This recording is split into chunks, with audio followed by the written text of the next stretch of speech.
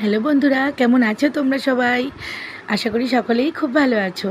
ভিডিওটা কিন্তু সকালের গুড মর্নিংওয়ালা, বাট আমি একটু দিতে দেরি করে ফেললাম। তো দেখো, আজকে আমি ঠিক করেছিলাম আমার মহারাজকে পনির পরাঠা দিয়ে দেবো। তার জন্য আমি সব উপকরণগুলো নিয়ে নিচ্ছি। এই যে আগে আমি পনিরটা ঘষে নিলাম, তারপরে দিয়ে দিলাম এখানে পেঁয়াজ কুচি, আর এরপরে আমি দিয়ে দেবো ধনেপাতা কুচি। অ্যাকচুয়ালি একা একা ভিডিও করা, তো তার জন্য সব কিছু ঠিকঠাক মতন ভিডিওটা করা হয়ে ওঠে না। আর এই যে লঙ্কা কুচি দিয়ে দিলাম মহারাজের জন্য, তার জন্য একটুখানি কমই দিলাম। আর এই যে এখানে গোটা জিরেটাও দিয়ে দিলাম। আর এখানে এবার দিয়ে দেবো নুন। নুনটা যদিও নিজেদের মতন করে দিও, যদি কেউ বেশি নুন না পছন্দ করো তো এই পনির মাখাটার মধ্যে নাও দিতে পারো। আর এখানে জোয়ান, যদিও আমি আরও কয়েকটা জিনিস দিয়েছিলাম, যেমন হলুদ, ধনে গুঁড়ো, জিরে গুঁড়ো।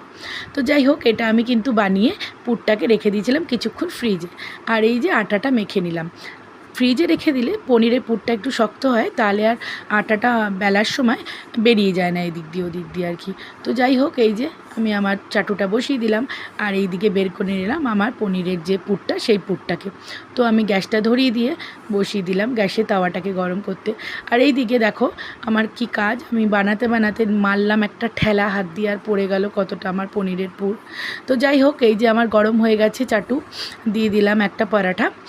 আর পরাঠাটা মোটামুটি হয়ে গেছে। অ্যাকচুয়ালি সবটা ভিডিও করতে পারছি না, কারণ এক হাত দিয়ে ধরে এক হাত দিয়ে ভিডিও করাটা না, আর সকালবেলা এতটা তাড়া থাকে, সম্ভবও হয় না। তো যাই হোক, এই তো আমার পরোটাটা হয়ে গেল। এবার চলো একে একে করে নিই সব পরোটাগুলো। আর এই যে আমার হয়ে গেল মহারাজের টিফিনের জন্য পরাঠা। এখানে কিন্তু 3টে পরাঠা আছে। 3টে পরাঠা কিন্তু আমার মহারাজের জন্য নয়, তার আরও সাঙ্গপাঙ্গ আছে তাদের জন্য। যাই হোক, আমি এখানে একটা টিস্যু দিয়ে নিয়েছিলাম, আর এরপরে পরাঠাগুলোকে দিয়ে দিলাম এর মধ্যে প্যাক করে। তো যাই হোক, আমার পরাঠাটা প্যাক করা হয়ে গেল। চলো এটাকে বন্ধ করে দিই। আর আমাদের মহারাজের রেডি হওয়া হয়ে গেছে, এবার আমরা বেরিয়ে পড়বো। এই যে দিলাম দরজাতে তালা, আর তালা দেওয়ার পরে একবার চেক করে নিলাম। আর এই যে আমার মহারাজও রেডি হয়ে গেছে।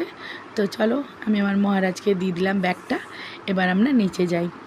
তো এই যে আঙ্কেলও যাচ্ছিলেন নিচে তার নাতিদেরকে নিয়ে স্কুলে, সেম স্কুলেই পড়ে ওরা। তো যাই হোক বন্ধুরা, আমার ভিডিওটা তোমাদের কেমন লাগলো জানিও। সবাই ভালো থেকো, টাটা।